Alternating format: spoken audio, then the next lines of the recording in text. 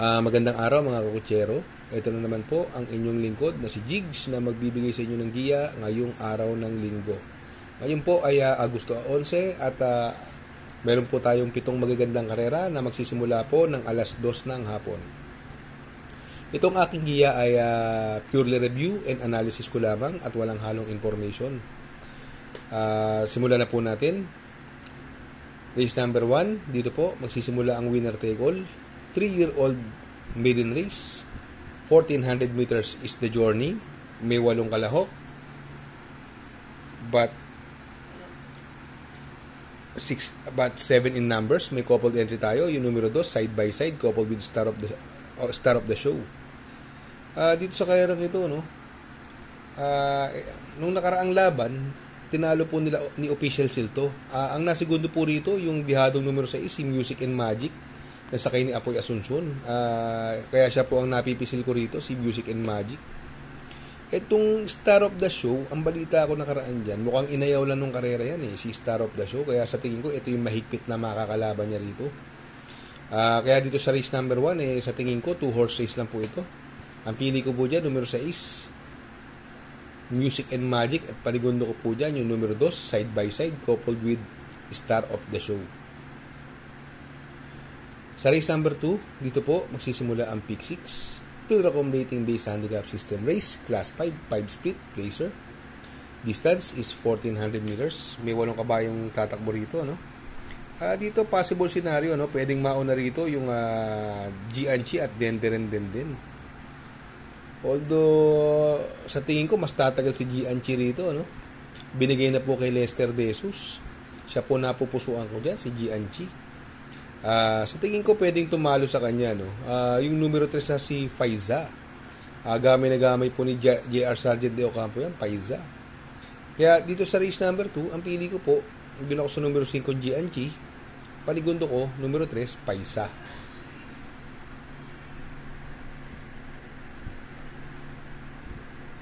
Race number 3, dito po magsisimula ang pick 5.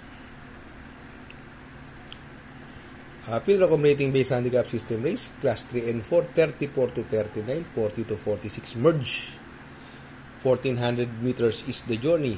Dito may 7 kalahok, but 6 in numbers. May coupled entry tayo, yung numero 4 Parisian Life, coupled with attractive force. Dito, no, possible scenario, no? Ang ganda ng numero ng 1, Eye in the Sky. Palalo dyan, mauna. May chambandihado ho yan. Kaya lang, andyan si Attractive Force. Ito si Attractive Force, may tulin po yan. Gamay po ni E.A. Abreu yan.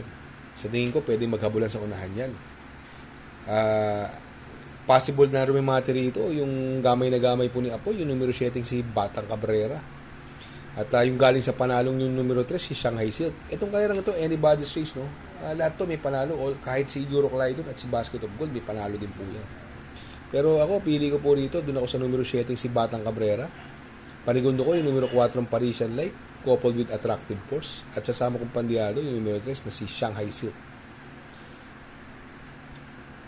Sa race number 4, dito po magsisimula ang pick 4. Field accommodating base handicap system race, class 5, 6 to 10 split. Distance is 1400 meters. Dito may 7 kalahok, no? Dito possible scenario, no? Pwedeng mauna yung numero 2 na si High Quality. Kung mapabayaan sa unahan, may panalo po yan. Pero si Monument, may konting bilis din po yan. Baka ito yung sumunod agad kay High Quality at napakababa sa laban, yung Monument. Kaya lang, hindi na siya yung katulad na dati na medyo may kalakasan. Ngayon, isang bigla na lang siya. Pag hindi lumagpas, nangangayaw yung kabayo. Kaya dito, ang gusto ko rito, yung lagi in the money, yung numero 7, Tough Feeling. Nasasakyan ni Charles Reyes. Ang ganda ng numero niya, nasa labas na labas. Siya po ang napupusuan ko dyan. Yung numero 4, Bonnie Avenue. Yan, may panalo po yan. Magandang dihado rin yan. Kaya dito sa race number 4, ang pili ko po, numero 7, Top Feeling. Panigundo ko yung numero 4, Bonnie Avenue. Excuse. Sa race number 5, Field accommodating base handicap system race, class 4, 28 to 33. Dito, no, ang distansya po ng karera natin dito ay 1400 meters. May 7 kalahok dito, no. Dito possible scenario, no? Mauuna dito si Asyong eh. Binigay na kay Oni Cortez sa mas superior rider, no? Pwede makabuo ng area, pero naalala ko, naglaban na yan eh. Ang nakalaban niya si Ninong, hinabol agad din Ninong yan eh. Si Ninong nasigundo nung karera na yun, nakotso lang siya nun eh. Si Sandigan, may tulin din po yan. Yan ang pwedeng sumunod agad. At yung sister mo na sakay naman ni Patty Dilema. Si Warhammer, napupunto, nakakadalawang sunod na panalo na to, no? Nasakay ni GT Public, kaya lang eh, medyo lumakas na laban niya rito. At yung numero 7 full combat order, galing din sa panalo yan, sakay ni Pamboy Ponce, gamay niya po yan. Pero dito, dalawa na lang siguro pipiliin ko rito. Doon ako sa numero 4 ng Ninong, at panigundo ko yung numero 5 na si Asyong. Sa race number 6, penultimate race, Pilracom Rating Base Handicap System Race, Class 4, 16 to 21 split. Distance is 1,400 meters, may 8 kalahok. Itong race na to, no? Anybody's race, marami may panalo rito. Si Cold Digger, may panalo po yan. May Jopay, Work From Home, Snow White, Malibu Princess at Queen Louise. Ito, tingin ko pwedeng mag-isenaryo, no? Ang mauuna rito yung numero 1 na si Don Pedro, nasakay ni Christian Garganta, at pwedeng humabol sa kanya yung BG. Kung makabuo ng erang isa rito, may chamban diyan. Pero ako, doon ako sa napakababa sa laban, yung numero 8 na si Queen Louise, nasakay ni Uno Hernandez. Sa tingin ko, ang pwedeng magbigay ng magandang laban sa kanya, yung nagagamayan ngayon ni Ison Bautista, yung numero 5 na si Work From Home. At isasama ko, yung binigay na kay Jan Alvin, yung numero 3 na si Cold Digger. Kaya dito sa race number 6, ang pili ko po dyan, numero 8, Queen Louise, panigundo, numero 5, Work From Home, at sasama kong pandiado yung numero 3 na si Cold Digger. Sa race number 7, last and final race, Pilracom Rating Base Handicap System Race, Class 5, 11 to 15 split.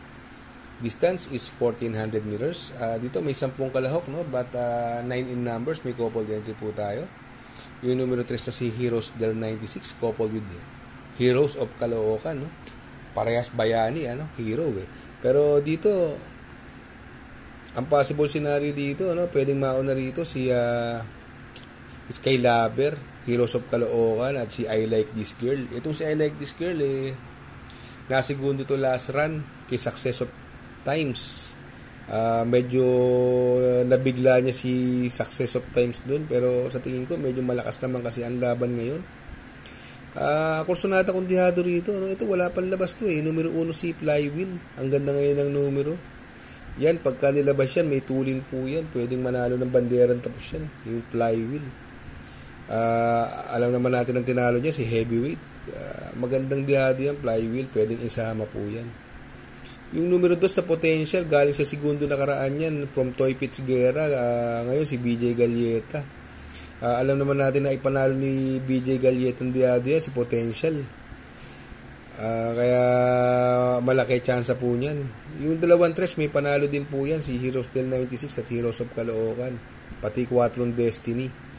Etong Lemon Bell naman, ito napupunto, no? Tingin ko ito Yamado dyan, si Lemon Bell, nasakay ni JG Serrano. Si Lemon Bell, kung hindi ako nagkakamali, nakaka-6 na panalo na to si Lemon Bell na sunod-sunod eh.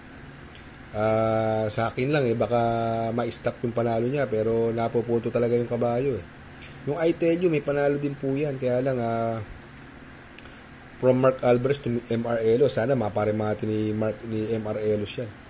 Pero ako, pili ko po dyan, dun ako sa pass muna ako dun sa numero 7 Lemon Bell.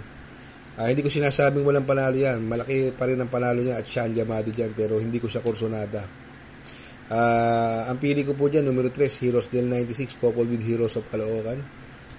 Panigundo ko, numero 2, Potential, at sasama kong pandiado yung numero 1, Flywheel.